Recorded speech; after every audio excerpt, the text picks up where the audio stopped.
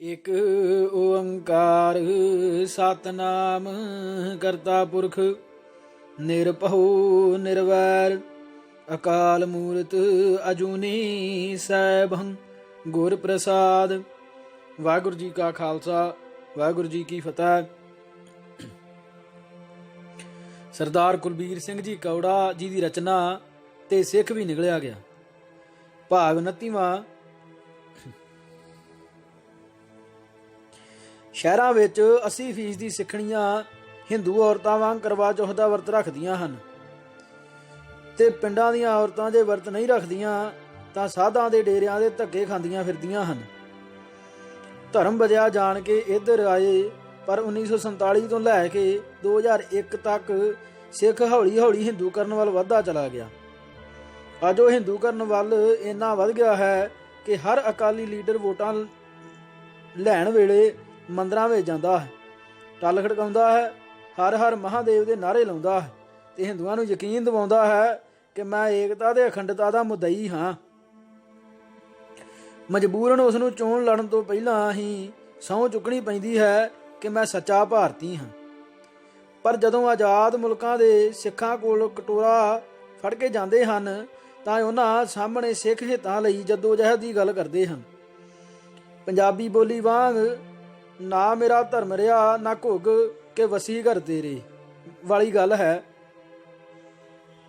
ਕਿ ਅੱਜ ਸਿੱਖ ਸਮਝਦੇ ਹਨ ਕਿ ਹਿੰਦੁਸਤਾਨ ਵਿੱਚ ਉਹਨਾਂ ਦਾ ਧਰਮ ਮਹਿਫੂਜ਼ ਹੈ। ਜਿੰਨਾ ਖਤਰਾ ਅੱਜ ਭਾਰਤ ਵਿੱਚ ਸਿੱਖ ਧਰਮ ਨੂੰ ਹੈ, ਉਨਾ ਖਤਰਾ ਸ਼ਾਇਦ ਜੇ 1947 ਵਿੱਚ ਪਾਕਿਸਤਾਨ ਨਾਲ ਰਲ ਜਾਂਦੇ ਤਾਂ ਨਾ ਹੁੰਦਾ। ਜੇ ਕੋਈ ਸਿਰਫਰਾ ਸਿੱਖ ਇਹ ਆਖੇ ਕਿ ਪਾਕਿਸਤਾਨ ਵਿੱਚ ਵੀ ਖਤਰਾ ਸੀ ਤਾਂ ਉਸ ਦਾ ਉੱਤਰ ਇਹ ਹੈ ਕਿ ਕੀ ਇਹ ਖਤਰਾ ਹੁਣ ਇੱਥੇ ਹਿੰਦੁਸਤਾਨ ਵਿੱਚ ਨਹੀਂ? ਜੇ ਖਤਰਾ ਉੱਥੇ ਵੀ ਸੀ ਇੱਥੇ ਵੀ ਹੈ ਤਾਂ ਫਿਰ ਇਹ ਦੋਵੇਂ ਮੁਲਕ ਸਿੱਖਾਂ ਲਈ ਇੱਕੋ ਜਿਹੇ ਸਨ। ਜੇ ਇਹ ਗੱਲ ਸੀ ਤਾਂ ਫਿਰ ਅਰਬਾਂ ਖਰਬਾਂ ਦੇ ਜੰਮੇ ਹੋਏ ਕਾਰੋਬਾਰ ਨੂੰ ਛੱਡ ਕੇ ਇੱਧਰ ਆਉਣ ਦੀ ਕੀ ਲੋੜ ਸੀ? ਵੱਧ ਤੋਂ ਵੱਧ ਮੁਸਲਮਾਨ ਇਹੀ ਕਰਦੇ ਜੋ ਦਿੱਲੀ, ਕਾਨਪੁਰ, ਬੋਕਾਰੋ ਤੇ ਹੋਰ ਥਾਵਾਂ ਤੇ ਹੋਇਆ ਹੈ। ਵੱਧ ਤੋਂ ਵੱਧ ਇਹੀ ਹੁੰਦਾ ਕਿ ਮੁਸਲਮਾਨਾਂ ਦੀ ਪਾਕਿਸਤਾਨੀ ਫੌਜ ਦਰਬਾਰ ਸਾਹਿਬ ਤੇ ਹਮਲਾ ਕਰ ਦਿੰਦੀ ਤੇ ਕੀ ਹੁਣ ਹਿੰਦੁਸਤਾਨ ਦੀ ਫੌਜ ਨੇ ਅਕਾਲ ਤਖਤ ਨਹੀਂ ਢਾਇਆ? ਦਰਬਾਰ ਸਾਹਿਬ ਦੇ ਅੰਦਰ ਪਾਕ ਫੌਜੀ ਸਿੱਖ ਬੀਬੀਆਂ ਦੀ ਪੱਤ ਲੁੱਟ ਲੈਂਦੇ ਤੇ ਕੀ ਹੁਣ ਹਿੰਦੁਸਤਾਨ ਦੇ ਫੌਜੀਆਂ ਨੇ ਨਹੀਂ ਲੁੱਟੀ? ਨੌਜਵਾਨਾਂ ਨੂੰ ਤੇ ਬੇਕਸੂਰ ਲੋਕਾਂ ਨੂੰ ਗੋਲੀਆਂ ਮਾਰ-ਮਾਰ ਕੇ ਨਹੀਂ ਮਾਰਿਆ? ਵੇਖਦੇ ਹੀ ਗੋਲੀ ਮਾਰ ਦਿਓ ਦਾ ਹੁਕਮ ਹੋ ਜਾਂਦਾ, ਹੁਣ ਨਹੀਂ ਹੋਇਆ। ਮੁਸਲਮਾਨ ਵੱਧ ਤੋਂ ਵੱਧ ਮੱਥੇ ਰੰਗੜ ਵਾਂਗ ਕਰਦੇ, ਪਰ ਹੁਣ ਕੁਝ ਘੱਟ ਹੋਇਆ। ਭਾਰਤੀ ਫੌਜੀਆਂ ਨੇ ਪਵਿੱਤਰ ਸਰੋਵਰ ਵਿੱਚ ਕੱਛੀਆਂ ਨਹੀਂ ਧੋਤੀਆਂ, ਸਰੋਵਰ ਦੀਆਂ ਮੱਛੀਆਂ ਭੁੰਨ ਕੇ ਨਹੀਂ ਖਾਧੀਆਂ। ਭਾਰਤ ਵਿੱਚ ਕੀ ਨਹੀਂ ਹੋਇਆ? ਵੱਧ ਤੋਂ ਵੱਧ ਪਾਕਿਸਤਾਨ ਵਿੱਚ ਇਹ ਹੋ ਜਾਂਦਾ। ਭਾਰਤ ਵਿੱਚ ਚਾਂਦਨੀ ਚੌਂਕ ਗੁਰਦੁਆਰੇ ਨੂੰ ਪਹਿਲਾਂ ਅੱਗ ਲਾਈ ਗਈ, ਵੱਧ ਤੋਂ ਵੱਧ ਪਾਕਿਸਤਾਨੀ ਵੀ ਇਹੀ ਕਰ ਲੈਂਦੇ। ਪਾਕਿਸਤਾਨ ਵਿੱਚ ਰਹਿੰਦਿਆਂ ਸਿੱਖਾਂ ਦੀ ਦਾੜੀ ਮੁੰਨੀ ਜਾਣ ਦਾ ਖਤਰਾ ਸੀ ਕਿ ਇੱਥੇ ਨਹੀਂ ਮੁੰਨੀਆਂ ਗਈਆਂ। ਫਿਰ ਫਰਕ ਕੀ ਪਿਆ? ਉਹ ਕਿਹੜਾ ਧਰਮ ਸੀ ਜਿਹਨੂੰ ਬਚਾਉਣ ਦੇ ਮਾਰੇ ਸਿੱਖ ਪਾਕਿਸਤਾਨ ਵਿੱਚੋਂ ਭੱਜੇ ਆਏ ਸਨ? ਕੋਈ ਪਰਸਨਲ ਲਾ ਤੁਹਾਡਾ ਨਹੀਂ। ਵਿਆਹ ਹੋਇਆ ਮੇਰੇ ਬਾਬਲਾ, ਜਿੱਦਾਂ ਮਰਜ਼ੀ ਢੋਲਕੀਆਂ ਕੁੱਟ-ਕੁੱਟ ਕੇ ਗਾਈ ਜਾਓ, ਕਾਨੂੰਨ ਦੀ ਨਜ਼ਰ ਵਿੱਚ ਇਹਦੀ ਧੇਲੇ ਜਿੰਨੀ ਵੁਕਤ ਨਹੀਂ। ਅਖੀਰ ਤੁਹਾਨੂੰ ਹਿੰਦੂ ਮੈਰਿਜ ਐਕਟ ਥੱਲੇ ਹੀ ਫਾਰਮ ਭਰਨਾ ਪੈਂਦਾ। ਰਾਜ ਕਰੇਗਾ ਖਾਲਸਾ ਆਕੀ ਰਹੇ ਨਾ ਕੋਏ ਦਾ ਅੱਖਾਂ ਮੀਟ ਕੇ ਉੱਚੀ ਉੱਚੀ ਦੋਹਾ ਪੜਨ ਵਾਲਿਓ। ਯੂਪੀ ਦਾ ਰਿਕਸ਼ਾ ਵਾਹੁਣ ਵਾਲਾ ਭਈਆ ਤੁਹਾਨੂੰ ਰਗਾਂ ਤੋਂ ਫੜਨ ਤਾਈਂ ਜਾਂਦਾ। ਜਣਾ ਖਣਾ ਤੁਹਾਥੋਂ ਬਾਗੀ ਹੈ, ਦੱਸੋ ਬਾਗੀ ਕੌਣ ਨਹੀਂ? ਰਾਸ਼ਟਰੀ ਸਿੱਖ ਸੰਗਤ ਦੇ ਬੁਰਕੇ ਥੱਲੇ ਕੱਟੜ ਹਿੰਦੂ ਜਮਾਤ, ਰਾਸ਼ਟਰੀ ਸਵੈਮ ਸੇਵਕ ਸੰਘ ਜੋ 22 ਧਾਰ ਦੇ ਹਿੰਦੂ ਰਾਜਿਆਂ ਹਰੀ ਚੰਦ ਹਡੂਰੇ ਹੋਰਾਂ ਦੀ ਔਲਾਦ ਹੈ, ਤੁਹਾਡੇ ਗੁਰਦੁਆਰਿਆਂ ਤੇ ਕਬਜ਼ਾ ਕਰੀ ਜਾਂਦੇ ਹਨ। ਤੁਹਾਨੂੰ ਖਤਮ ਕਰਨ ਲਈ ਅਗਲੇ ਪੈਸਾ ਪਾਣੀ ਦੀ ਤਰ੍ਹਾਂ ਵਹਾ ਰਹੇ ਹਨ।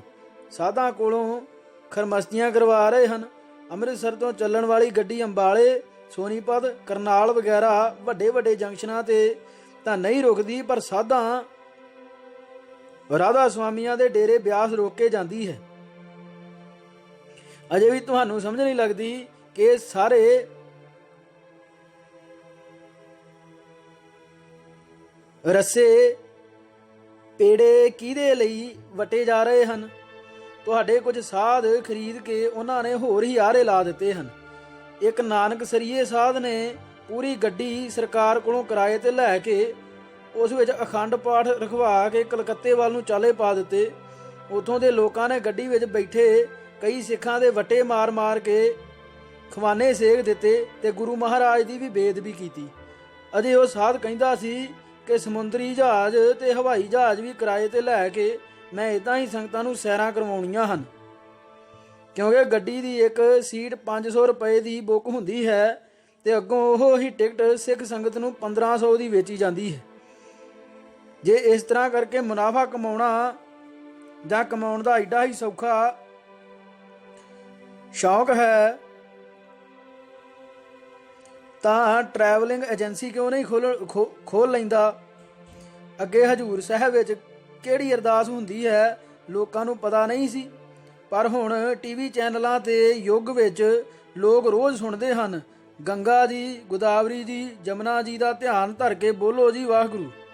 ਤਾਂ ਲੋਕਾਂ ਨੂੰ ਪਤਾ ਲੱਗ ਗਿਆ ਹੈ ਕਿ ਸਿੱਖ ਵੀ ਹਿੰਦੂ ਨਾਲ ਰਲਗੱਡ ਹੈ। ਉਥੇ ਗੁਰਦੁਆਰਿਆਂ ਵਿੱਚ ਵੀ ਟੱਲੀਆਂ ਵੱਜਦੀਆਂ ਹਨ ਤੇ ਹੁਣ ਸਭ ਕੁਝ ਹੁੰਦਾ ਹੈ ਜੋ ਹਿੰਦੂ ਮੰਦਰਾਂ ਵਿੱਚ ਹੁੰਦਾ ਹੈ। ਗੁਰੂ ਨਾਨਕ ਦਾ ਚਲਾਇਆ ਹੋਇਆ ਪੰਥ ਅੱਜ ਉਥੇ ਹੀ ਹੈ ਜਿੱਥੋਂ ਤੁਰਿਆ ਸੀ। ਮਨਾਂ ਵਿੱਚ ਜੰਝੂ ਪੈ ਚੁੱਕੇ ਹਨ, ਤਨਾਂ ਨੂੰ ਵੀ ਪੈ ਜਾਣਗੇ। ਜੇ ਹਿੰਦੂ ਕਹਿੰਦਾ ਹੈ ਸਿੱਖ ਗਊ ਤੇ ਗਰੀਬ ਦੀ ਰੱਖਿਅਕ ਹਨ ਤਾਂ ਕੋਈ ਅੱਗੋਂ ਸਵਾਲ ਨਹੀਂ ਕਰਦਾ ਕਿ ਸਿੱਖ ਗਊ ਦੇ ਰੱਖਿਅਕ ਤਾਂ ਕਦੇ ਵੀ ਨਹੀਂ ਸੀ, ਗਰੀਬ ਦੇ ਜ਼ਰੂਰ ਹਨ, ਪਰ ਅੱਜ ਸਭ ਤੋਂ ਵੱਧ ਗਰੀਬ ਸਿੱਖ ਹੀ ਹਨ। ਪੰਜਾਬ, ਦਿੱਲੀ ਤੇ ਹੋਰ ਥਾਵਾਂ ਤੇ ਰਿਕਸ਼ੇ ਵਾਲੇ ਆਪਣੀ ਆਬਾਦੀ ਤੋਂ ਵੱਧ ਹਨ। ਪੰਜਾਬ ਵਿੱਚ ਗਰੀਬ ਤੇ ਕਰਜ਼ਾਈ ਹੋਣ ਕਰਕੇ ਹੀ ਤਾਂ ਕਿਸਾਨ ਖੁਦਕੁਸ਼ੀਆਂ ਕਰ ਰਹੇ ਹਨ। ਜੇ ਸਿੱਖ ਗਰੀਬ ਦਾ ਰੱਖਿਅਕ ਹੁੰਦਾ ਤਾਂ ਗਰੀਬ ਸਿੱਖਾਂ ਦੀ ਬਾਹ ਫੜਦਾ। ਦਿੱਲੀ ਵਿੱਚ ਇੰਨੇ ਗਰੀਬ ਸਿੱਖ ਮਾਰੇ ਗਏ ਹਨ, ਪੰਜਾਬ ਦੇ ਸਿੱਖ ਅਸੈਂਬਲੀ ਵਿੱਚ ਬਹੁ ਗਿਣਤੀ ਵਿੱਚ ਹੋ ਕੇ ਵੀ ਇੱਕ ਮਤਾ ਨਹੀਂ ਪਾ ਸਕੀ। ਸਿੱਖ ਦਾ ਹੁਣ ਕੁਝ ਨਹੀਂ ਬਣ ਸਕਦਾ, ਕਿਉਂਕਿ ਬ੍ਰਾਹਮਣਵਾਦ ਦੇ ਜਾਪ ਨੂੰ ਸਿੱਖਾਂ ਨੇ ਗਲ ਨਾਲ ਲਾ ਲਿਆ ਹੈ। ਹੁਣ ਸਿੱਖ ਬਾਣੀ ਨੂੰ ਸਮਝਣ ਦੀ ਨਹੀਂ, ਜਪਣ ਦੀ ਕੋਸ਼ਿਸ਼ ਕਰਦੇ ਹਨ। ਮਿਤੀ 27 ਅਕਤੂਬਰ 2001 ਨੂੰ 1:30 ਵਜੇ ਲਿਸ਼ਕਾਰਾ ਚੈਨਲ ਤੋਂ ਪੰਜਾਬ ਐਂਡ ਸਿੰਧ ਬੈਂਕ ਦੇ ਮੈਨੇਜਿੰਗ ਡਾਇਰੈਕਟਰ ਗੁਜਰਾਲ ਦੀ ਇੰਟਰਵਿਊ ਸੀ। ਉਸ ਵਿੱਚ ਗੁਜਰਾਲ ਦੇ ਅੱਗੇ ਮੇਜ਼ ਤੇ ਗੁਰੂ ਨਾਨਕ ਦੀ ਮੂਰਤੀ ਵਿਖਾਈ ਗਈ ਹੈ। ਸ਼ਰਮ ਆਉਣੀ ਚਾਹੀਦੀ ਹੈ ਇਹੋ ਜਿਹੇ ਸਿੱਖ ਨੂੰ, ਜਿਹੜਾ ਟੀਵੀ ਵਾਲਿਆਂ ਨੂੰ ਇਹ ਨਹੀਂ ਕਹਿ ਸਕਿਆ ਕਿ ਮੂਰਤੀ ਸਾਹਮਣੇ ਰੱਖ ਕੇ ਮੈਂ ਇੰਟਰਵਿਊ ਨਹੀਂ ਦੇਣੀ। ਸਿੱਖ ਦਾ ਹੁਣ ਬਚਾ ਕਿੱਥੇ? ਸਿਰਲੇਖ ਕੌਮਾਂ ਦੇ ਜ਼ਾਬਤੇ ਸਿੱਖ ਜ਼ਾਬਤੇ ਵਿੱਚ ਨਹੀਂ ਰਹਿੰਦੇ।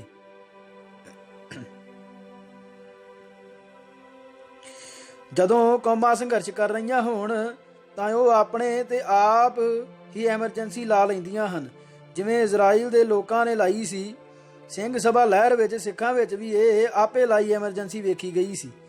ਢੋਲਕੀਆਂ ਛਾਣੇ ਲੈ ਕੇ ਸਿੰਘ ਸਭਾਈ ਪਿੰਡਾਂ ਵਿੱਚ ਜਾਂਦੇ ਤੇ ਸ਼ਬਦ ਪੜ੍ਹਦੇ, ਵਾਸਤੇ ਗੁਰਾਂ ਦੇ ਭੈਣੇ ਲਾ ਦੇ ਨੱਥਨੀ। ਸਿੱਖ ਬੀਬੀਆਂ ਨੇ ਉਹਨਾਂ ਦਾ ਕਹਿਣਾ ਮੰਨਿਆ ਤੇ ਕਾਫੀ ਹੱਦ ਤੱਕ ਬੀਬੀਆਂ ਨੇ ਗਹਿਣੇ ਲਾ ਦਿੱਤੇ।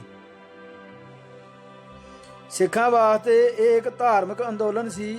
ਭਾਵੇਂ ਕਈ ਸਿੱਖਾਂ ਨੇ ਹਿੰਦੂ ਪ੍ਰਭਾਵ ਥੱਲੇ ਸਿੰਘ ਸਭਾ ਵਾਲਿਆਂ ਨੂੰ ਮਜ਼ਾਕ ਵੀ ਕੀਤੇ। ਅਖੇ ਬਣ ਗਏ ਸਿੰਘ ਸਭੀਏ ਜੱਟ ਕੁਣਕਾ ਖਾਣ ਦੇ ਮਾਰੇ। ਪਰ ਫਿਰ ਵੀ ਸਿੰਘ ਸਭਾ ਲਹਿਰ ਨੂੰ ਸਿੱਖ ਸੰਗਤ ਦਾ ਬਹੁਤ ਭਰਵਾਂ ਹੁੰਗਾਰਾ ਮਿਲਿਆ।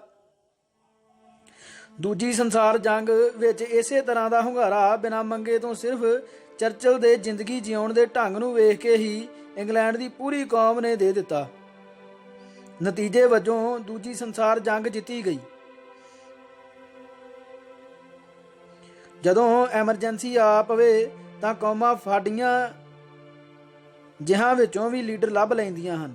ਚਰਚਲ ਬਹੁਤ ਲੇਟ ਲਤੀਫ ਸੀ, ਸਵੇਰੇ ਦੇਰ ਨਾਲ ਉੱਠਦਾ, ਸ਼ਰਾਬ ਤੇ ਔਰਤਾਂ ਦਾ ਰਸੀਆ ਸੀ। ਉਹ ਜ਼ਿੰਦਗੀ ਵਿੱਚ ਇੱਕ ਵਾਰ ਹੀ ਸਵੇਰੇ ਚੜ੍ਹਦਾ ਸੂਰਜ ਵੇਖਣ ਉੱਠਿਆ। ਬਹੁਤ ਲੋਕਾਂ ਨੇ ਕਿਹਾ ਸੀ ਕਿ ਜ਼ਿੰਦਗੀ ਦਾ ਲੁਤਫ ਲੈਣਾ ਹੋਵੇ ਤਾਂ ਚੜ੍ਹਦਾ ਸੂਰਜ ਜ਼ਰੂਰ ਵੇਖਣਾ ਚਾਹੀਦਾ ਹੈ। ਪਰ ਸੂਰਜ ਵੇਖ ਕੇ ਉਸਨੇ ਕਿਹਾ, ਬਿਲਕੁਲ ਬਕਵਾਸ। England the house of Commons ਬਹੁਤ ਹੀ ਛੋਟਾ ਹੈ।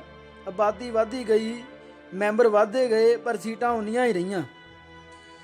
ਇਸ ਲਈ ਜਿਹੜਾ ਮੈਂਬਰ ਲੇਟ ਆਵੇ ਉਸ ਨੂੰ ਖਲੋਣਾ ਪੈਂਦਾ ਹੈ। ਕਹਿੰਦੇ ਹਨ ਚਰਚਿਲ ਕਿਉਂਕਿ ਸਦਾ ਲੇਟ ਜਾਂਦਾ ਸੀ, ਇਸ ਲਈ ਪਿੱਛੇ ਖਲੋਂਦਾ ਸੀ। ਜਦੋਂ ਦੂਜੀ ਸੰਸਾਰ ਜੰਗ ਦੀ ਮੁਸੀਬਤ ਇੰਗਲੈਂਡ ਦੇ ਸਿਰ ਆ ਪਈ ਤਾਂ ਪਾਰਲੀਮੈਂਟ ਵਿੱਚ ਚਰਚਾ ਚੱਲੀ ਕਿ ਜੰਗ ਕਿਵੇਂ ਜਿੱਤੀ ਜਾਵੇ। ਚਰਚਿਲ ਪਿੱਛੇ ਖਲੋਤਾ ਬੋਲਿਆ, ਜੇ ਜੰਗ ਜਿੱਤਣੀ ਹੈ ਤਾਂ ਮੈਨੂੰ ਪ੍ਰਧਾਨ ਮੰਤਰੀ ਬਣਾ ਦਿਓ। ਲੋਕ ਹੈਰਾਨ ਹੋਏ ਕਿਉਂਕਿ ਚਰਚਿਲ ਤਾਂ ਕਦੀ ਬਹੁਤਾ ਬੋਲਦਾ ਹੀ ਨਹੀਂ ਸੀ। ਐਸੇ ਬੰਦੇ ਦੇ ਦਿਮਾਗ ਵਿੱਚ ਹੋ ਸਕਦਾ ਹੈ ਜੰਗ ਜਿੱਤਣ ਦਾ ਕੋਈ ਵਿਸ਼ੇਸ਼ ਤਰੀਕਾ ਹੋਵੇ। ਇਹ ਸੋਚ ਕੇ ਹਾਊਸ ਨੇ ਉਸ ਨੂੰ ਪ੍ਰਧਾਨ ਮੰਤਰੀ ਬਣਾ ਦਿੱਤਾ। ਚਰਚਿਲ ਦੀ ਪਹਿਲੀ ਮੀਟਿੰਗ ਜਿਸ ਹੋਟਲ ਵਿੱਚ ਹੋਈ ਸੀ, ਉੱਥੇ ਚਰਚਿਲ ਨੇ ਬਹਿਰੇ ਨੂੰ ਆਵਾਜ਼ ਮਾਰੀ ਤੇ ਆਪਣੇ ਕੋਟ ਦੀ ਜੇਬ ਵਿੱਚੋਂ ਇੱਕ ਡਬਲ ਰੋਟੀ ਕੱਢੀ ਤੇ ਬਹਿਰੇ ਨੂੰ ਫੜਾ ਕੇ ਕਿਹਾ, 2 ਸਲਾਈਸ ਗਰਮ ਕਰਕੇ ਚਾਹ ਦੇ 1 ਕੱਪ ਨਾਲ ਮੈਨੂੰ ਲਿਆ ਦੇ ਤੇ ਚਾਹ ਵਿੱਚ ਖੰਡ ਨਹੀਂ ਪਾਉਣੀ ਕਿਉਂਕਿ ਜੰਗ ਲੱਗਣ ਨਾਲ ਖੰਡ ਦੀ ਕਿੱਲਤ ਹੋ ਜਾਣੀ ਹੈ, ਤੇ ਬਾਕੀ ਡਬਲ ਰੋਟੀ ਲਿਆ ਕੇ ਮੈਨੂੰ ਦੇ ਦੇ, ਮੈਂ ਜੇਬ ਵਿੱਚ ਪਾ ਕੇ ਅਗਲੀ ਮੀਟਿੰਗ ਤੇ ਜਾਣਾ ਹੈ। ਪਾਰਲੀਮੈਂਟ ਦੇ ਮੈਂਬਰਾਂ ਤੇ ਉਸ ਦੀ ਵਜ਼ਾਰਤ ਤੇ ਇਸ ਦਾ ਇੰਨਾ ਅਸਰ ਹੋਇਆ ਕਿ ਉਹਨਾਂ ਜੰਗ ਜਿੱਤੇ ਜਾਣ ਤੱਕ ਖੰਡ ਨੂੰ ਹੱਥ ਨਾ ਲਾਇਆ ਤੇ ਨਾ ਹੀ ਕਿਸੇ ਨੇ ਕਦੀ ਪਾਰਟੀ ਦਿੱਤੀ ਤੇ ਨਾ ਹੀ ਹੋਟਲਾਂ ਵਿੱਚ ਖਾਣਾ ਖਾਧਾ। ਉੱਪਰਲਿਆਂ ਨੂੰ ਵੇਖ ਕੇ ਲੋਕਾਂ ਨੇ ਵੀ ਇਸੇ ਤਰ੍ਹਾਂ ਹੀ ਕੀਤਾ। ਜਿੰਨੇ ਚਿਰ ਤੱਕ ਜੰਗ ਚੱਲੀ ਲੋਕਾਂ ਨੇ ਪੈਚ ਰੱਖ ਕੇ ਟਾਇਰ ਚਲਾਏ ਕਿਉਂਕਿ ਟਾਇਰਾਂ ਦੀ ਸਪਲਾਈ ਫੌਜ ਲਈ ਜ਼ਰੂਰੀ ਸੀ। ਇੱਥੋਂ ਤੱਕ ਕਿ ਚਰਚਿਲ ਦੀ ਕਾਰ ਵਿੱਚ ਵੀ ਪੈਚ ਰੱਖਿਆ ਹੋਇਆ ਸੀ ਤੇ ਇਹ ਸਲਾਹ ਵੀ ਉਸਨੇ ਸਭ ਤੋਂ ਪਹਿਲਾਂ ਆਪ ਹੀ ਦਿੱਤੀ ਸੀ। ਚਰਚਿਲ ਨੇ ਆਪਣੀ ਕੌਮ ਨੂੰ ਦੂਜਾ ਸੁਨੇਹਾ ਦਿੱਤਾ ਕਿ ਅਫਵਾਹਾਂ ਤੋਂ ਬਚੋ ਬਲਕਿ ਸੁਣੋ ਹੀ ਨਾ। ਉਸ ਦੀ ਇਸ ਗੱਲ ਦਾ ਇੰਨਾ ਅਸਰ ਹੋਇਆ ਕਿ ਲੋਕਾਂ ਨੇ ਆਪਣੇ ਰੇਡੀਓ ਦੀਆਂ ਸੂਈਆਂ ਇੰਗਲੈਂਡ ਦੇ ਸਟੇਸ਼ਨ ਤੇ ਹੀ ਸੈੱਟ ਕਰਵਾ ਦਿੱਤੀਆਂ ਕਿਉਂਕਿ ਹਿਟਲਰ ਦਾ ਝੂਠ ਵੀ ਲੋਕਾਂ ਦੇ ਹੌਸਲੇ ਤੋੜ ਸਕਦਾ ਸੀ। ਇਸ ਲਈ ਇਹ ਦੂਸਰਾ ਤਰੀਕਾ ਵੀ ਬੜਾ ਕਾਰਗਰ ਸਿੱਧ ਹੋਇਆ। ਪਰ ਸਿੱਖਾਂ ਨੇ ਆਪਣੇ ਆਪ ਤੇ ਇਸ ਸੰਘਰਸ਼ ਵਿੱਚ ਕੋਈ ਪਾਬੰਦੀ ਨਾ ਲਾਈ। ਖਾੜਕੂਆਂ ਦਾ ਇਹ ਕਹਿਣਾ ਕਿ ਦਾਜ ਨਾ ਲਓ, ਬਰਾਤ ਦੇ 11 ਬੰਦੇ ਤੇ ਵਿਆਹ ਸਾਦਾ ਕਰੋ, ਵਿਆਹਾਂ ਤੇ ਢੋਲ ਢਮੱਕੇ ਭੰਗੜੇ ਨਾ ਪਾਓ ਤੇ ਸ਼ਰਾਬਾਂ ਨਾ ਪਿਆਓ, ਕਿਸੇ ਕਿਸਮ ਦਾ ਵੀ ਵਿਖਾਵਾ ਨਾ ਕਰੋ ਕਿਉਂਕਿ ਤੁਹਾਡਾ ਕੀਤਾ ਹੋਇਆ ਵਿਖਾਵਾ ਦੂਜਿਆਂ ਨੂੰ ਵੀ ਉਸੇ ਤਰ੍ਹਾਂ ਹੀ ਕਰਨ ਤੇ ਮਜਬੂਰ ਕਰਦਾ ਹੈ। ਲੋਕ ਇਹਨਾਂ ਗੱਲਾਂ ਤੇ ਅਮਲ ਕਰਨ ਦੀ ਥਾਂ ਸਗੋਂ ਵਿਰੋਧ ਤੇ ਉਤਾਰੂ ਹੋ ਗਏ। ਗਾਉਣ ਵਾਲੇ ਤੇ ਗਾਉਣ ਵਾਲੀਆਂ ਨੂੰ ਖਾੜਕੂਆਂ ਨੇ ਸਟੇਜਾਂ ਤੇ ਭੁੜਕ ਕੇ ਲੱਚਰ ਗੀਤ ਨਾ ਗਾਉਣ ਲਈ ਕਿਹਾ, ਪਰ ਸਰਕਾਰ ਦੀ ਸ਼ਹਿ ਦੇ ਮਲਕੀਤ ਵਰਗੇ ਤੂਤਕ ਤੂਤੀਆਂ ਆਜਾ ਤੂਤਾਂ ਵਾਲੇ ਖੂਹ ਤੇ ਉੱਥੇ ਗੱਲਾਂ ਕਰੀਏ ਮੂੰਹ ਤੇ ਗਾਉਣੋਂ ਬਾਜ ਨਾ ਆਏ। ਫਿਰ ਖਾੜਕੂਆਂ ਨੇ ਉਸ ਖੂਹ ਦਾ ਪਤਾ ਪੁੱਛਿਆ ਤਾਂ ਬਿਨਾਂ ਲੀੜੇ ਪਾਇਓ ਹੀ ਹਵਾਈ ਅੱਡੇ ਵੱਲ ਭੱਜਾ। ਇਸੇ ਤਰ੍ਹਾਂ ਹੀ ਧਰਮਿੰਦਰ ਦੇ ਚਾਚੇ ਕਿ ਮਾਸੀ ਦਾ ਪੁੱਤ ਵਰਿੰਦਰ ਮਾਲਵੇ ਦੇ ਕਿਸੇ ਪਿੰਡ ਵਿੱਚ ਮਾਰਿਆ ਗਿਆ। ਉਸ ਦਿਨ ਮੇਰੀ ਚੰਡੀਗੜ੍ਹ ਲੈਂਡ ਐਕੁਜ਼ੀਸ਼ਨ ਦੇ ਦਫ਼ਤਰ ਵਿੱਚ ਤਾਰੀਖ ਸੀ। ਨਾਇਬ ਤਹਿਸੀਲਦਾਰ ਜਿਸਨੇ ਸਰਕਾਰ ਵੱਲੋਂ ਕੇਸ ਪੇਸ਼ ਕਰਨਾ ਸੀ ਨਾ ਆਇਆ। ਉਡੀਕਦਿਆਂ 11 ਵੱਜ ਗਏ ਤਾਂ ਕਿਤੇ ਉਹ ਆਇਆ। ਉਹ ਨਾਇਬ ਤਹਿਸੀਲਦਾਰ ਉਸੇ ਹੀ ਪਿੰਡ ਦਾ ਸੀ ਜਿੱਥੇ ਇਹ ਭਾਣਾ ਵਾਪਰਿਆ ਸੀ। ਉੱਥੇ ਇੱਕ ਬਹੁਤ ਵੱਡਾ ਇਤਿਹਾਸਕ ਗੁਰਦੁਆਰਾ ਹੈ। ਲਾਗੇ ਦੇ 30-40 ਪਿੰਡਾਂ ਦੀ ਸੰਗਤ ਗੁਰਪੁਰਬ ਤੇ ਆਪਣੇ ਪਿੰਡਾਂ ਦੀ ਸੰਗਤ ਨਾਲ ਸੱਜ ਧੱਜ ਕੇ ਉਸ ਵੱਡੇ ਗੁਰਦੁਆਰੇ ਆਉਂਦੀ ਤੇ ਫਿਰ ਉੱਥੋਂ ਬਹੁਤ ਵੱਡਾ ਨਗਰ ਕੀਰਤਨ ਨਿਕਲਦਾ ਹੈ ਜੋ ਇੱਕ ਮਿਸਾਲ ਹੁੰਦਾ ਹੈ।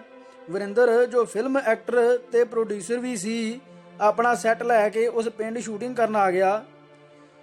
ਪ੍ਰਬੰਧਕਾਂ ਨੇ ਉਸ ਨੂੰ ਬੇਨਤੀ ਕੀਤੀ ਕਿ ਸ਼ੂਟਿੰਗ ਇੱਕ ਦਿਨ ਅੱਗੇ ਪਾ ਲਈ ਜਾਵੇ ਕਿਉਂਕਿ ਉਧਰ ਸ਼ੂਟਿੰਗ ਤੇ ਉਧਰ ਨਗਰ ਕੀਰਤਨ ਕਿਤੇ ਐਸਾ ਨਾ ਹੋਵੇ ਕਿ ਨਗਰ ਕੀਰਤਨ ਦੀ ਹਾਜ਼ਰੀ ਫਿੱਕੀ ਰਹੇ। ਪਰ ਉਸਨੇ ਕੋਈ ਪਰਵਾਹ ਨਾ ਕੀਤੀ ਕਿਉਂਕਿ ਸਿਕਿਉਰਿਟੀ ਵਾਲਾ ਪੰਜਾਬ ਪੁਲਿਸ ਦਾ ਡਿਪਟੀ ਉਸ ਨੂੰ ਫਿਕਰ ਨਾ ਕਰਨ ਲਈ ਕਹਿ ਰਿਹਾ ਸੀ। ਨਤੀਜਾ ਇਹ ਹੋਇਆ ਕਿ ਨਗਰ ਕੀਰਤਨ ਵਾਲੇ ਦਿਨ ਗੁਰਦੁਆਰੇ ਦਾ ਭਾਈ, 4 ਕੁ ਪ੍ਰਬੰਧਕ, 8 ਕੁ ਬੁੱਢੇ ਬੁੱਢੀਆਂ ਤੇ ਕੋਈ 10 ਕੁ ਬੰਦੇ ਸੰਗਤ ਦੇ ਉੱਥੇ ਹਾਜ਼ਰ ਸਨ। ਬਾਕੀ ਸਾਰੀ ਸੰਗਤ ਜਿਨ੍ਹਾਂ ਨੇ ਗੁਰਦੁਆਰੇ ਆ ਕੇ ਨਗਰ ਕੀਰਤਨ ਵਿੱਚ ਸ਼ਾਮਲ ਹੋਣਾ ਸੀ ਉਹ ਸਾਰੇ ਸ਼ੂਟਿੰਗ ਵੇਖਣ ਗਏ ਹੋਏ ਸਨ। ਜਿਹੜੇ ਟਰੈਕਟਰ ਟਰਾਲੀਆਂ ਗੁਰਦੁਆਰੇ ਵੱਲ ਆਉਣੀਆਂ ਸਨ ਉਹ ਸ਼ੂਟਿੰਗ ਵਾਲੇ ਪਾਸੇ ਮੁੜ ਗਈਆਂ। ਕਹਿੰਦੇ ਹਨ ਪਿੰਡ ਦੇ ਸਰਪੰਚ ਨੇ ਪੰਚਾਇਤ ਸਮੇਤ ਫਿਰ ਜਾ ਕੇ ਵਰਿੰਦਰ ਤੇ DSP ਨੂੰ ਸ਼ੂਟਿੰਗ ਰੋਕਣ ਲਈ ਕਿਹਾ। ਸਗੋਂ ਉਹਨਾਂ ਨੇ ਵਰਿੰਦਰ ਦੇ ਤੇ ਉਹਦੇ ਯੂਨਿਟ ਨੂੰ ਵੀ ਨਗਰ ਕੀਰਤਨ ਵਿੱਚ ਸ਼ਾਮਲ ਹੋਣ ਦੀ ਬੇਨਤੀ ਕੀਤੀ, ਪਰ ਉਹ ਚੱਕੀ ਹੋਈ ਲੰਬੜਾਂ ਦੀ ਥਾਣੇਦਾਰ ਦੇ ਬਰਾਬਰ ਬੋਲੇ ਵਾਂਗ ਅੜਿਆ ਰਿਹਾ ਤੇ ਕਿਹਾ ਕਿ ਜੇ ਧਰਮ ਵਿੱਚ ਸ਼ਕਤੀ ਹੋਊ ਤੇ ਸੰਗਤ ਆਪੇ ਉਧਰ ਮੁੜ ਜੂ। ਤਾਂਹੀਓ ਥੋੜੇ ਚਿਰ ਬਾਅਦ ਸੰਗਤ ਦੇ ਜੰਮ ਘਟੇ ਵਿੱਚੋਂ ਹੀ AK-47 ਚੱਲੀ ਤੇ ਵਰਿੰਦਰ ਹੋਣੀ ਕੁੜੀ ਨੂੰ ਜੱਫੀ ਪਵਾਈ ਢੇਰ ਹੋ ਗਏ।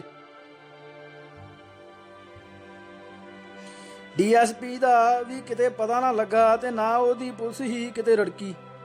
ਭੀੜ ਵਿੱਚ ਪੈਰਾਂ ਥੱਲੇ ਆ ਕੇ 3 ਬੱਚੇ, 2 ਔਰਤਾਂ ਮਰੀਆਂ, ਇੱਕ 80 ਸਾਲ ਦਾ ਬੁੱਢਾ ਵੀ ਆਪਣੇ ਪ੍ਰਾਣ ਤਿਆਗ ਗਿਆ। ਨਾਇਬ ਤਹਿਸੀਲਦਾਰ ਇਸ ਕਰਕੇ ਲੇਟ ਹੋਇਆ ਸੀ ਕਿਉਂਕਿ ਪੁਲਿਸ ਨੇ ਉਸ ਨੂੰ ਵੀ ਪੰਚਾਇਤ ਦੇ ਨਾਲ ਫੜ ਲਿਆ ਸੀ, ਕਿਉਂਕਿ ਬੇਨਤੀ ਕਰਨ ਉਹ ਵੀ ਉਹਨਾਂ ਨਾਲ ਗਿਆ ਸੀ। ਉਹਨੂੰ ਛੱਡਿਆ ਤੇ ਉਸ ਆ ਕੇ ਸਾਰੀ ਗੱਲ ਦੱਸੀ, ਪਰ ਅਖਬਾਰਾਂ ਨੇ ਹੋਰ ਹੀ ਕਹਾਣੀ ਲਿਖੀ ਤੇ ਟਿੱਪਣੀ ਕੀਤੀ ਕਿ ਖਾੜਕੂ ਪੰਜਾਬ ਦਾ ਸੱਭਿਆਚਾਰ ਬਦਲਾਉਣ ਤੇ ਤੁਲ ਗਏ ਹਨ ਤੇ ਇਹ ਪਾਕਿਸਤਾਨ ਦੀ ਖੁਫੀਆ ਏਜੰਸੀ ISI ਦੇ ਆਖੇ ਲਾਗੇ ਕਰ ਰਹੇ ਹਨ। ਜਦੋਂ ਬਾਦਲ ਨੇ ਮੋਗਾ ਕਾਨਫਰੰਸ ਕੀਤੀ ਉਦੋਂ ਹੀ ਇੱਕ ਗਾਇਕ ਜਿਸ ਦਾ ਨਾਂ ਦਿਲਸ਼ਾਦ ਅਖਤਰ ਸੀ, ਇੱਕ ਵਿਆਹ ਤੇ ਗਾਉਂਦਾ ਇੱਕ DSP ਜੋ ਸ਼ਰਾਬ ਨਾਲ ਰੱਜਿਆ ਪਿਆ ਸੀ ਦੀ ਗੋਲੀ ਨਾਲ ਮਰਿਆ। ਘਟਨਾ ਇਉਂ ਹੋਈ ਕਿ ਗਾਇਕ ਇੱਕ ਗਾਣਾ ਗਾ ਕੇ ਹਟਿਆ ਜੋ ਸ਼ਰਾਬੀ DSP ਨੂੰ ਬਹੁਤ ਪਸੰਦ ਆਇਆ। ਉਸਨੇ ਉਸ ਨੂੰ ਦੁਬਾਰਾ ਉਹੀ ਗਾਣਾ ਗਾਉਣ ਲਈ ਮਜਬੂਰ ਕੀਤਾ, ਪਰ ਉਸਨੇ ਕਿਹਾ ਇਹ ਕੋਈ ਤਵਿਆਂ ਵਾਲਾ ਵਾਜਾ ਹੈ ਕਿ ਸੂਈ ਰੱਖ ਦਿੱਤੀ ਤੇ ਵਾਜਾ ਵੱਜਣ ਲੱਗ ਪਿਆ। ਗਾਇਕ ਦਾ ਆਪਣਾ ਵੀ ਮਨ ਹੁੰਦਾ ਹੈ, ਕੋਈ ਹੋਰ ਪਸੰਦ ਦਾ ਗਾਣਾ ਦੱਸੋ, ਮੈਂ ਉਹ ਸੁਣਾ ਦਿੰਦਾ। DSP ਨੇ ਉਸ ਗਾਇਕ ਨੂੰ ਗੋਲੀ ਮਾਰ ਕੇ ਥਾਂ ਢੇਰੀ ਕਰ ਦਿੱਤਾ। ਜਦੋਂ ਉਸਨੇ ਗੋਲੀ ਮਾਰੀ ਲੋਕ ਭਰਪੂਰ ਆਨੰਦ ਲੈ ਰਹੇ ਸਨ। ਗਾਣਾ ਸੀ ਛੜਿਆਂ ਦੇ ਘਰ ਨਲਕਾ ਲੱਗਾ ਖੁੱਲਾ ਰੱਖਦੇ ਵਿਹੜਾ, ਮੈਂ ਨਹੀਂ ਜਾਣਾ ਪਾਣੀ ਲੈਣ ਨੂੰ, ਫੜ ਲੈਣਗੇ ਛਡਾਊ ਮੈਨੂੰ ਕਿਹੜਾ। ਇੱਕ ਗਾਉਣ ਵਾਲੀ ਦੇ ਬੋਲ ਸਨ। ਅਕਾਲੀ ਦਲ ਦੀ ਮੀਟਿੰਗ ਵਿੱਚ ਇੱਕ ਮੈਂਬਰ ਨੇ ਮਤਾ ਰੱਖਿਆ ਕਿ ਪਾਰਟੀ ਨੂੰ ਉਹਦੇ ਘਰ ਵਾਲਿਆਂ ਨੂੰ ਸਨਮਾਨਿਤ ਕਰਨਾ ਚਾਹੀਦਾ ਹੈ, ਉਹਨਾਂ ਦੀ ਆਰਥਿਕ ਮਦਦ ਕਰਨੀ ਚਾਹੀਦੀ ਹੈ। ਕਾਫੀ ਮੈਂਬਰਾਂ ਨੇ ਇਸ ਦਾ ਵਿਰੋਧ ਕੀਤਾ ਤੇ ਕਿਹਾ ਕਿ ਭੂਤਰੇ ਹੋਏ ਗਾਇਕ ਖਾੜਕੂਆਂ ਨੂੰ ਚੜਾ ਕੇ ਸਟੇਜਾਂ ਲਾਉਂਦੇ ਹਨ ਤੇ ਪੁਲਿਸ ਇਹਨਾਂ ਦੀ ਸਰਪ੍ਰਸਤੀ ਕਰਦੀ ਹੈ। ਹੁਣ ਉਸੇ ਦੀ ਗੋਲੀ ਨਾਲ ਜੇ ਮਰ ਗਿਆ ਹੈ ਤਾਂ ਸਾਡਾ ਕੀ ਲਾਗਾ ਦੇਗਾ। ਤੇ ਇਸ ਤਰ੍ਹਾਂ ਇਹ ਮਤਾ ਬੁਰੀ ਤਰ੍ਹਾਂ ਫੇਲ ਹੋ ਗਿਆ। ਇਹ ਸਾਰੀ ਕਹਾਣੀ ਲਿਖਣ ਦਾ ਮਤਲਬ ਸਿਰਫ ਇੰਨਾ ਹੈ ਕਿ ਲੋਕ ਇਸ ਹੱਕੀ ਮੰਗਾਂ ਪ੍ਰਤੀ ਲੱਗੇ ਮੋਰਚੇ ਵਿੱਚ ਇਕਮੁੱਠ ਹੋ ਕੇ ਤੇ ਤਨਦੇਹੀ ਨਾਲ ਖਾੜਕੂਆਂ ਤੇ ਹੋਰ ਲੀਡਰਾਂ ਦਾ ਸਾਥ ਦਿੰਦੇ ਤਾਂ ਸੰਘਰਸ਼ ਇੰਨੀ ਬੁਰੀ ਤਰ੍ਹਾਂ ਫੇਲ ਨਾ ਹੁੰਦਾ। ਸਿਰਲੇਖ ਸਿੱਖ ਜਰਾਇਮ ਪੇਸ਼ਾ ਕੌਮ, ਇਹਨਾਂ ਦੀ ਇੱਜ਼ਤ ਨਾ ਪਹਿਲਾਂ ਸੀ ਨਾ ਹੁਣ ਹੈ। ਗਿਆਨੀ ਕਰਤਾਰ ਸਿੰਘ ਦੇ ਮੇਰੇ ਮਾਮੇ ਨਾਲ ਬਹੁਤ ਚੰਗੇ ਸੰਬੰਧ ਸਨ। ਉਹਨਾਂ ਨੇ ਗਿਆਨੀ ਜੀ ਜੋ ਉਦੋਂ ਪੰਜਾਬ ਸਰਕਾਰ ਵਿੱਚ ਮੰਤਰੀ ਸਨ ਨੂੰ ਕਹਿ ਕੇ ਫਲੌਰ ਲਾਗੇ ਪਿੰਡ ਤੇਂਗ ਵਿੱਚ ਆਪਣੀ ਜ਼ਮੀਨ ਦੀ ਅਲਾਟਮੈਂਟ ਕਰਵਾ ਲਈ, ਕਿਉਂਕਿ ਇਸ ਪਿੰਡ ਦੀ ਜ਼ਮੀਨ ਤਹਿਸੀਲ ਫਲੌਰ 'ਚ ਸਭ ਤੋਂ ਉਪਜਾਊ ਗਿਣੀ ਜਾਂਦੀ ਸੀ। ਇੱਕ ਦਿਨ ਪਿੰਡ ਵਿੱਚ ਹੱਟੀ ਵਾਲੇ ਅਰੋੜਿਆਂ ਦੇ ਘਰ ਚੋਰੀ ਹੋ ਗਈ। ਫਲੌਰ ਥਾਣੇ ਦੀ ਪੁਲਿਸ ਪਿੰਡ ਵਿੱਚ ਆਈ। ਹਿੰਦੂ ਝਾਂਗੀ ਵੱਡਾ ਥਾਣੇਦਾਰ ਆਪਣੇ ਨਾਲ ਇੱਕ ਖੋਜੀ ਲਿਆਇਆ। ਥਾਣੇਦਾਰ ਦੇ ਆਉਣ ਤੋਂ 2 ਘੰਟੇ ਪਹਿਲਾਂ ਇੱਕ ਤਫਤੀਸ਼ੀ ਹੌਲਦਾਰ ਤੇ 4 ਸਿਪਾਹੀ ਆਏ। ਉਹਨਾਂ ਨੇ ਸਾਰੇ ਪਿੰਡ ਵਿੱਚੋਂ ਸਾਰੇ ਚੁੱਲ੍ਹਿਆਂ ਦੀ ਘੱਟੋ ਘੱਟ 2 ਗੱਡੇ ਸਵਾਹ ਇਕੱਠੀ ਕੀਤੀ ਤੇ ਜਿਸ ਘਰ ਵਿੱਚ ਚੋਰੀ ਹੋਈ ਸੀ ਉਸ ਤੋਂ ਥੋੜ੍ਹੀ ਦੂਰ ਪਰੇ ਇੱਕ ਖਾਲੀ ਪਲਾਟ ਵਿੱਚ ਵਿਛਵਾ ਦਿੱਤੀ। ਮੇਜ਼ ਤੇ ਕੁਰਸੀਆਂ ਸਿਰਫ ਮੇਰੇ ਮਾਮਿਆਂ ਦੇ ਘਰ ਸਨ। ਉੱਥੋਂ ਲੈ ਕੇ ਥਾਣੇਦਾਰ ਲਈ ਰੱਖੀਆਂ ਗਈਆਂ। ਉਦੋਂ ਥਾਣੇਦਾਰ ਤੇ ਇੱਕ ਹੌਲਦਾਰ ਕੁਰਸੀ ਤੇ ਬੈਠਦੇ ਸਨ, ਜਾਂ ਕੋਈ ਪੁਰਾਣਾ ਜੈਲਦਾਰ ਹੋਵੇ ਤਾਂ ਉਹ ਬੈਠਦਾ ਸੀ। ਲੰਬੜਦਾਰ ਨਿੱਕੀ ਮੰਜੀ ਤੇ ਅਤੇ ਬਾਕੀ ਸਾਰਾ ਪਿੰਡ ਥੱਲੇ ਜ਼ਮੀਨ ਤੇ ਬੈਠਦਾ ਸੀ। ਦਰੀ ਸਿਰਫ ਤਹਿਸੀਲਦਾਰ ਦੇ ਦੌਰੇ ਤੇ ਵਿਛਾਈ ਜਾਂਦੀ ਸੀ, ਕਿਉਂਕਿ ਉਹਨਾਂ ਦੀਆਂ ਜ਼ਮੀਨਾਂ ਦੇ ਇੰਤਕਾਲ ਜੂ ਹੁੰਦੇ ਸਨ। ਪੁਲਿਸ ਦੇ ਆਉਣ ਤੇ ਦਰੀ ਨਹੀਂ ਸੀ ਵਿਛਾਈ ਜਾਂਦੀ। ਸਾਰੇ ਪੈਰਾਂ ਭਾਰ ਜ਼ਮੀਨ ਤੇ ਹੀ ਬੈਠਦੇ ਸਨ ਤਾਂ ਵੱਧ ਤੋਂ ਵੱਧ ਇੱਕ ਇੱਟ ਚਿੱਤੜਾਂ ਥੱਲੇ ਰੱਖ ਲੈਂਦੇ ਸਨ। ਹੁਣ ਹੋਇਆ ਇਹ ਕਿ ਮੇਰਾ ਵੱਡਾ ਮਾਮਾ ਉਸ ਜ਼ਮਾਨੇ ਵਿੱਚ MA ਪਾਸ ਸੀ। ਜਦੋਂ 8ਵੀਂ ਪੜ੍ਹਿਆ ਹੋਇਆ ਨਾਇਬ ਤਹਿਸੀਲਦਾਰ ਲੱਗਦਾ ਸੀ।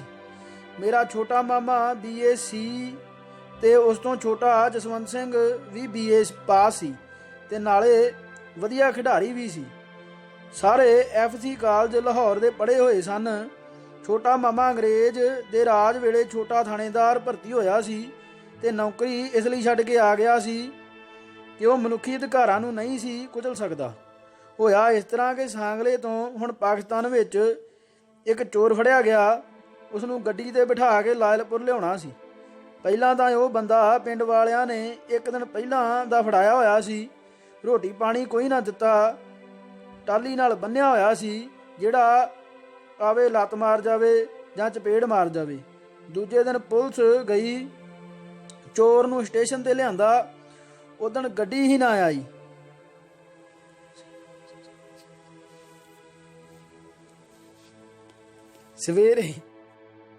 ਸਵੇਰੇ ਗੱਡੀ ਵਿੱਚ ਬੈਠੇ, ਜਿੱਥੇ ਸਟੇਸ਼ਨ ਆਵੇ ਉੱਥੇ ਹੀ ਪੁਲਿਸ ਵਾਲੇ ਉਤਰ ਕੇ ਕਦੇ ਚਾਹ ਪੀਣ ਕਦੇ ਪੂੜੀਆਂ ਖਾਣ। ਪਰ ਚੋਰ ਭੁੱਖਣ ਭਾਣਾ ਹੱਥ ਘੜੀਆਂ ਨਾਲ ਜਕੜਿਆ, ਬਿੱਲੀ ਵਰਗਾ ਮੂੰਹ ਬਣਾਈ ਕੋਠ ਵਿੱਚ ਗੱਡੀ ਦੇ ਫਰਸ਼ ਤੇ ਬੈਠਾ ਰਿਹਾ। ਚੋਰ ਆਖੇ ਮੇਰੇ ਤੇ ਕਤਲ ਦਾ ਮੁਕੱਦਮਾ ਪਾ ਦਿਓ, ਪਰ ਕੁਝ ਖਾਣ ਨੂੰ ਤਾਂ ਦੇ ਦਿਓ। ਮੇਰੇ ਮਾਮੇ ਜਸਵੰਤ ਸਿੰਘ ਨੂੰ ਬਹੁਤ ਤਰਸ ਆਇਆ।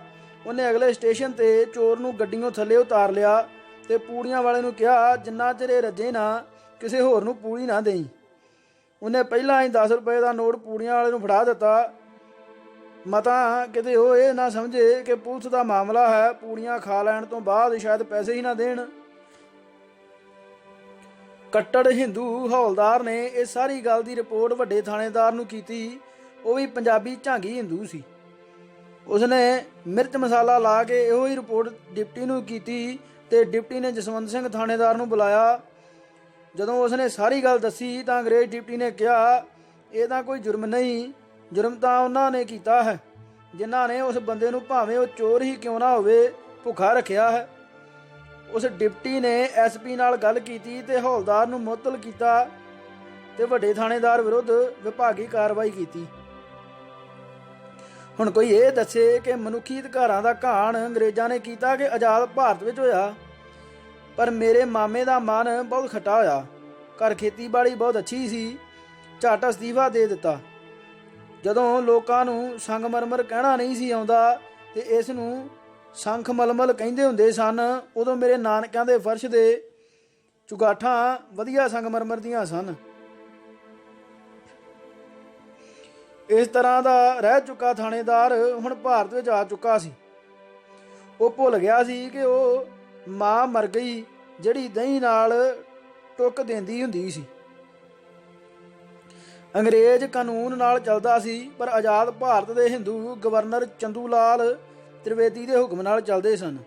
ਫਿਲੌਰ ਦੇ ਪਿੰਡ ਤੇਂਗ ਵਿੱਚ ਪੁਲਸੀਆਂ ਵੱਲੋਂ ਇਕੱਠੀ ਕੀਤੀ ਗਈ ਚੁੱਲ੍ਹਿਆਂ ਦੀ ਸਵਾਹ ਜ਼ਮੀਨ ਤੇ ਵਿਛਾਈ ਗਈ। ਸਾਰਿਆਂ ਨੂੰ 4-4 ਦੀਆਂ ਟੋਲੀਆਂ ਵਿੱਚ ਜ਼ਮੀਨ ਤੇ ਵੱਖਰੇ ਵੱਖਰੇ ਬਿਠਾਇਆ ਗਿਆ। ਫਿਰ ਇੱਕ ਸਿੱਖ ਦਾ ਹੱਥ ਦੂਜੇ ਸਿੱਖ ਦੇ ਪਰਲੇ ਮੋਢੇ ਤੇ, ਦੂਜੇ ਦਾ ਹੱਥ ਤੀਜੇ ਦੇ ਪਰਲੇ ਮੋਢੇ ਤੇ, ਤੀਜੇ ਦਾ ਹੱਥ ਚੌਥੇ ਦੇ ਪਰਲੇ ਮੋਢੇ ਤੇ ਰਖਵਾ ਕੇ ਪੰਜਾਲੀ ਵਿੱਚ ਜੁੱਤੇ ਬੌਲਦਾਂ ਵਰਗੀ ਹਰਨਾੜੀ ਜਿਹੀ ਬਣਾ ਦਿੱਤੀ ਤੇ ਉਹਨਾਂ ਨੂੰ ਸਵਾਹ ਤੇ ਚੱਲਣ ਲਈ ਹੁਕਮ ਦਿੱਤਾ ਗਿਆ। ਜਦੋਂ 4 ਸਿੱਖ ਸਵਾਹ ਤੇ ਤੁਰਦੇ ਤਾਂ ਉਹਨਾਂ ਦੇ ਪੈਰਾਂ ਦੀ ਜਾਂਚ ਉਹ ਖੋਜੀ ਕਰਦਾ ਜਿਹੜਾ ਵੱਡਾ ਥਾਣੇਦਾਰ ਚੋਰੀ ਦਾ ਪਤਾ ਲਾਉਣ ਲਈ ਆਪਣੇ ਨਾਲ ਲਿਆਇਆ ਸੀ। ਉਹ ਕੋਈ ਪ੍ਰਵਾਨਿਤ ਖੋਜੀ ਨਹੀਂ ਸੀ ਤੇ ਨਾ ਹੀ ਉਹ ਕਾਨੂੰਨ ਵੱਲੋਂ ਮਾਨਤਾ ਪ੍ਰਾਪਤ ਸੀ। ਇਸ ਤਰ੍ਹਾਂ ਦੇ ਖੋਜੀ ਉਦੋਂ ਬਥੇਰੇ ਤੁਰੇ ਫਿਰਦੇ ਸਨ, ਪਰ ਅਦਾਲਤਾਂ ਇਹਨਾਂ ਨੂੰ ਕੋਈ ਮਾਨਤਾ ਨਹੀਂ ਸਨ ਦਿੰਦੀਆਂ। ਉਹ ਖੋਜੀ 4.5 ਫੁੱਟ ਦੀ ਬਾਂਹ ਦੀ ਸੋਟੀ ਲੈ ਕੇ ਹਰਨਾੜੀ ਦੇ ਮਗਰ ਮਗਰ ਤੁਰਦਾ ਤੇ ਸੰਨ ਤੇ ਨੱਪੇ ਹੋਏ ਖੁਰੇ ਨਾਲ ਮਿਲਾ ਕੇ ਪੈਰਾਂ ਦੇ ਨਿਸ਼ਾਨ ਵੇਖਦਾ ਕਿ ਕਿਤੇ ਇਹਨਾਂ ਦੋਹਾਂ ਵਿੱਚੋਂ ਕੋਈ ਚੋਰ ਤਾਂ ਨਹੀਂ। ਮੇਰੇ ਚਾਰੇ ਮਾਮੇ ਮਹਿੰਦਰ ਸਿੰਘ MA, ਕਰਮਜੀਤ ਸਿੰਘ BA, ਜਸਵੰਤ ਸਿੰਘ ਸਾਬਕਾ ਥਾਣੇਦਾਰ ਤੇ ਖੇਤੀ ਕਰਨ ਵਾਲੇ ਸ਼ਾਂਤਾ ਸਿੰਘ ਨੂੰ ਵੀ ਹਰਨਾੜੀ ਬਣਨ ਦਾ ਹੁਕਮ ਦਿੱਤਾ ਗਿਆ। ਮੇਰੇ ਥਾਣੇਦਾਰ ਮਾਮੇ ਨੇ ਕਿਹਾ, ਮਲਕ ਸਾਹਿਬ, ਮੈਂ ਵੀ ਤੁਹਾਡੇ ਮਹਿਕਮੇ ਵਿੱਚ ਰਿਹਾ ਹਾਂ। ਅਜੇ ਇਹ ਗੱਲ ਮੇਰੇ ਮਾਮੇ ਦੇ ਮੂੰਹ ਵਿੱਚ ਹੀ ਸੀ ਕਿ ਹਿੰਦੂ ਝਾਂਗੀ। ਵੱਡੇ ਥਾਣੇਦਾਰ ਨੇ ਕਿਹਾ, ਚੁੱਪ ਕਰ ਓਏ ਸਿਖੜੇ ਦਿਆ ਪੁੱਤਰਾ, ਜ਼ਬਾਨ ਖਿੱਚ ਲਾਂਗਾ। ਬੰਦੇ ਦਾ ਪੁੱਤਰ ਬਣ ਕੇ ਸਵਾਹ ਤੇ ਤੁਰ, ਨਹੀਂ ਤਾਂ ਦਾੜੀ ਪੁੱਟ ਕੇ ਹੱਥ ਫੜਾ ਦੇ ਸਾਂ। ਨਿੱਕੀ ਮੰਜੀ ਤੇ ਬੈਠੇ ਤੇਂਗ ਪਿੰਡ ਦੇ ਲੰਬੜਦਾਰ ਨੇ ਕਿਹਾ, ਮਲਕ ਸਾਹਿਬ, ਸਰਦਾਰ ਜਸਵੰਤ ਸਿੰਘ ਵੀ ਤੁਹਾਡੇ ਵਾਂਗ ਹੀ ਥਾਣੇਦਾਰ ਰਿਹਾ ਹੈ ਤੇ ਬੜਾ ਇੱਜ਼ਤਦਾਰ ਆਦਮੀ ਹੈ। ਇਹ ਚਾਰੇ ਭਰਾ ਬੜੇ ਵੱਡੇ ਅਲਾਟੀ ਹਨ ਤੇ ਸਾਰੇ ਤੇਂਗ ਪਿੰਡ ਵਿੱਚ ਸਭ ਤੋਂ ਜ਼ਿਆਦਾ ਜ਼ਮੀਨ ਇਹਨਾਂ ਕੋਲ ਹੀ ਹੈ। ਮਲਕ ਨੇ ਬੈਂਦ ਦਾ ਸੋਟਾ ਜਿਹੜਾ ਉਹਦੇ ਕੁੱਲੇ ਵਾਲੀ ਪੱਗ ਤੇ ਲਾਗੇ ਮੇਜ਼ ਦੇ ਨਾਲ ਹੀ ਟਿਕਾ ਕੇ ਰੱਖਿਆ ਹੋਇਆ ਸੀ ਚੁੱਕਿਆ ਤੇ ਤਾੜ ਕਰਦਾ ਲੰਬੜਦਾਰ ਦੇ ਮੋਹਰਾਂ ਵਿੱਚ ਮਾਰਿਆ ਤੇ ਹੁਕਮ ਦਿੱਤਾ, ਚੱਲ ਉੱਠ ਤੂੰ ਵੀ ਸਵਾਹ ਦੇ ਤੁਰ। ਲੰਬੜਦਾਰ ਚੋਰੀਆਂ ਨਹੀਂ ਕਰਦੇ।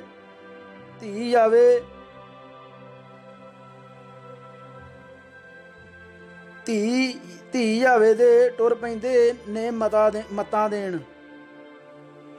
ਜਿਹੜੇ ਚਵਲ ਸਿੱਖ ਅੱਜ ਇਹ ਕਹਿੰਦੇ ਹਨ ਕਿ ਸੰਤ ਭਿੰਡਰਾਂ ਵਾਲੇ ਤੋਂ ਪਹਿਲਾਂ ਸਿੱਖ ਦੀ ਬੜੀ ਇੱਜ਼ਤ ਹੁੰਦੀ ਸੀ, ਮੈਂ ਉਹਨਾਂ ਸਿੱਖਾਂ ਨੂੰ ਪੁੱਛਣਾ ਚਾਹੁੰਦਾ ਹਾਂ ਕਿ ਇਹ ਗੱਲ ਕਦੋਂ ਦੀ ਹੈ। ਆਜ਼ਾਦੀ ਤੋਂ ਬਾਅਦ ਤਾਂ ਇਹ ਇੱਜ਼ਤ ਸੀ ਜਿਹੜੀ ਮੈਂ ਦੱਸੀ ਹੈ। ਜੇ ਪੜ੍ਹੇ ਲਿਖੇ ਪਰਿਵਾਰਾਂ ਦੀ ਇੰਨੀ ਦੁਰਦਸ਼ਾ ਸੀ ਤਾਂ ਫਿਰ ਆਮ ਬੰਦੇ ਦਾ ਕੀ ਹਾਲ ਹੋਵੇਗਾ। ਲੱਭੋ ਕੋਈ ਸਿੱਖ ਪਰਿਵਾਰ ਜਿਸ ਵਿੱਚ ਭਲੇ ਜ਼ਮਾਨੇ ਵਿੱਚ ਕੋਈ ਇੰਨਾ ਪੜ੍ਹਿਆ ਲਿਖਿਆ ਤੇ ਵਧੀਆ ਪਰਿਵਾਰ ਹੋਵੇ ਜਿੰਨਾ ਮੇਰੇ ਮਾਮਿਆਂ ਦਾ ਸੀ। ਮੈਂ ਇਸ ਕਰਕੇ ਨਹੀਂ ਕਹਿੰਦਾ ਕਿ ਉਹ ਮੇਰੇ ਮਾਮੇ ਸਨ, ਉਹਨਾਂ ਦਾ ਰੁਤਬਾ ਮੈਂ ਉੱਪਰ ਲਿਖਿਆ ਹੈ, ਕੋਈ ਚੈਲੰਜ ਕਰਕੇ ਵਿਖਾਵੇ। ਮੇਰਾ ਮਾਮਾ ਜਸਵੰਤ ਸਿੰਘ ਵੀ ਤਾਂ ਪੁਲਿਸ ਦੀ ਭਾਸ਼ਾ ਵਿੱਚ ਵੱਡੇ ਥਾਣੇਦਾਰ ਮਲਕ ਦਾ ਪੇਟੀ ਬੰਨ ਭਾਈ ਸੀ, ਪਰ ਇੱਕ ਫਰਕ ਸੀ, ਚੰਦੂ ਲਾਲ ਤ੍ਰਿਵੇਦੀ ਦੇ ਹਿਸਾਬ ਨਾਲ ਉਹ ਸਿੱਖ ਸੀ ਤੇ ਹਰ ਸਿੱਖ ਸ਼ੱਕੀ ਸੀ। ਜਦੋਂ ਹਰ ਸਿੱਖ ਸ਼ੱਕੀ ਸੀ ਤਾਂ ਸਿੱਧੀ ਗੱਲ ਹੈ ਕਿ ਹਰ ਹਿੰਦੂ ਸ਼ੱਕੀ ਨਹੀਂ ਸੀ। ਪਹਿਲਾਂ ਤਾਂ ਮੁਜਰਮ ਸਿੱਖਾਂ ਵਿੱਚੋਂ ਹੀ ਲੱਭਣਾ ਸੀ, ਜੇ ਸਿੱਖਾਂ ਵਿੱਚੋਂ ਨਾ ਲੱਭੇ ਤਾਂ ਸ਼ੱਕ ਦੀ ਸੂਈ ਦਲਿਤਾਂ ਵੱਲ ਘੁੰਮਦੀ ਸੀ। ਉਹ ਵਿਚਾਰੇ ਦਾ 5000 ਸਾਲ ਤੋਂ ਹੀ ਸ਼ੱਕੀ ਹਨ। ਸਿੱਖਾਂ ਨੂੰ ਸ਼ੱਕੀ ਦਾ ਪੰਜਾਬ ਦੇ ਗਵਰਨਰ ਚੰਦੂ ਲਾਲ ਤ੍ਰਿਵੇਦੀ ਨੇ ਬਣਾਇਆ ਸੀ, ਪਰ ਦਲਿਤਾਂ ਨੂੰ ਤਾਂ ਮੰਨੂ ਨੇ ਸ਼ੱਕੀ ਕਰਾਰ ਦਿੱਤਾ ਹੋਇਆ ਸੀ ਤੇ ਸਿੱਖ ਵੀ ਇਹਨਾਂ ਨੂੰ ਸ਼ੱਕੀ ਹੀ ਸਮਝਦੇ ਸਨ। ਅਸਲ ਵਿੱਚ ਪੰਜਾਬ ਸਮੱਸਿਆ ਇੱਥੋਂ ਹੀ ਸ਼ੁਰੂ ਹੁੰਦੀ ਹੈ। ਇੱਕ ਬੰਦਾ ਘਰੋਂ ਭੱਜ ਕੇ ਬੰਬਈ ਫਿਲਮਾਂ ਦੀ ਐਕਟਿੰਗ ਸਿੱਖਣ ਲਈ ਐਕਟਿੰਗ ਸਕੂਲ ਵਿੱਚ ਗਿਆ ਤੇ ਦਾਖਲਾ ਲੈ ਲਿਆ। ਉਸਨੇ ਐਕਟਿੰਗ ਸਿਖਾਉਣ ਵਾਲੇ ਪ੍ਰੋਫੈਸਰ ਨੂੰ ਪੁੱਛਿਆ, ਤੁਸੀਂ ਮੈਨੂੰ ਐਕਟਿੰਗ ਸਿਖਾਓਗੇ? ਪ੍ਰੋਫੈਸਰ ਨੇ ਕਿਹਾ, ਸਿਖਾਵਾਂਗੇ ਤਾਂ ਬਾਅਦ ਵਿੱਚ, ਪਹਿਲਾਂ ਤੈਨੂੰ ਸਭ ਕੁਝ ਭੁਲਾਵਾਂਗੇ। ਇਹ ਕੁਝ ਹੀ ਸਿੱਖਾਂ ਤੇ ਦਲਿਤਾਂ ਨਾਲ ਆਜ਼ਾਦ ਭਾਰਤ ਵਿੱਚ ਵਾਪਰਿਆ। ਗਰਮੀ ਬਹੁਤ ਹੋਣ ਕਰਕੇ ਪੱਖੇ ਥੱਲੇ ਬੈਠੇ ਆੜਤੀ ਨੇ ਬਾਹਰ ਮੰਡੀ ਦੇ ਫੜ ਤੇ ਜੱਟ ਨੂੰ ਟਰਾਲੀ ਲਾਉਂਦਿਆਂ ਵੇਖ ਕੇ ਦੂਜੇ ਨੂੰ ਕਿਹਾ, ਜੇ ਇਹ ਜੱਟ ਨਾ ਹੋਣ ਤਾਂ ਫਿਰ ਕਿਵੇਂ ਹੋਵੇ? ਫਿਰ ਬੰਦਿਆਂ ਨੂੰ ਵਾਹੀ ਕਰਨੀ ਪੈ ਜਾਏ, ਹੋਰ ਕੀ। ਦੂਜੇ ਆੜਤੀ ਨੇ ਕਿਹਾ, ਅਗਲੇ ਇਹਨਾਂ ਨੂੰ ਬੰਦੇ ਹੀ ਨਹੀਂ ਸਮਝਦੇ ਤੇ ਸਿੱਖ ਝੁੱਡੂ ਕਹਿੰਦੇ ਹਨ ਕਿ ਸਾਨੂੰ ਸਰਦਾਰ ਜੀ ਕਹਿੰਦੇ ਹਨ। ਇਹਨਾਂ ਨੂੰ ਲਾਲਿਆਂ ਮਹਾਜਨਾਂ ਦਾ ਸਰਦਾਰ ਜੀ ਕਹਿਣਾ ਉਸੇ ਤਰ੍ਹਾਂ ਹੈ ਜਿਵੇਂ ਕਈ ਵਾਰ ਖੋਤੇ ਨੂੰ ਥਾਣੇਦਾਰ ਤੇ ਅੰਨੇ ਨੂੰ ਸੂਰਮਾ ਸਿੰਘ ਕਿਹਾ ਜਾਂਦਾ ਹੈ,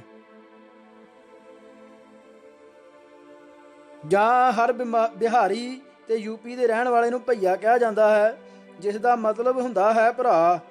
ਮਾਲ ਦਾ ਸਾਰਾ ਮਹਿਕਮਾ ਲਗਭਗ ਮੁਸਲਮਾਨਾਂ ਦੇ ਰਾਜ ਤੋਂ ਲੈ ਕੇ ਹੁਣ ਤੱਕ ਹਿੰਦੂਆਂ ਦੇ ਹੱਥ ਵਿੱਚ ਰਿਹਾ ਹੈ। ਤਿੰਨਾਂ ਆਨਿਆਂ ਦੇ ਪਟਵਾਰੀ ਨੂੰ 40 ਕਿੱਲਿਆਂ ਵਾਲੇ ਸਿੱਖ ਤੋਂ ਪਕੌੜੇ ਤੇ ਸ਼ਰਾਬ ਦੀ ਬੋਤਲ ਮੰਗਵਾਉਂਦਿਆਂ ਨੂੰ ਮੈਂ ਕਈ ਵਾਰ ਆਪ ਵੇਖਿਆ ਹੈ। ਸਗੋਂ ਮੈਂ ਆਪ ਵੀ ਕਈ ਵਾਰ ਲਿਆ ਕੇ ਦਿੱਤੀ ਹੈ, ਤੇ ਉਹ ਵੀ ਆਪਣੀ ਹੀ ਜ਼ਮੀਨ ਦੀ ਫਰਦ ਲੈਣ ਵਾਸਤੇ। ਸੋ ਇਸ ਭਾਗ ਲਈ ਇਹਨਾਂ ਵਾਹਿਗੁਰੂ ਜੀ ਕਾ ਖਾਲਸਾ ਵਾਹਿਗੁਰੂ ਜੀ ਕੀ ਫਤਿਹ।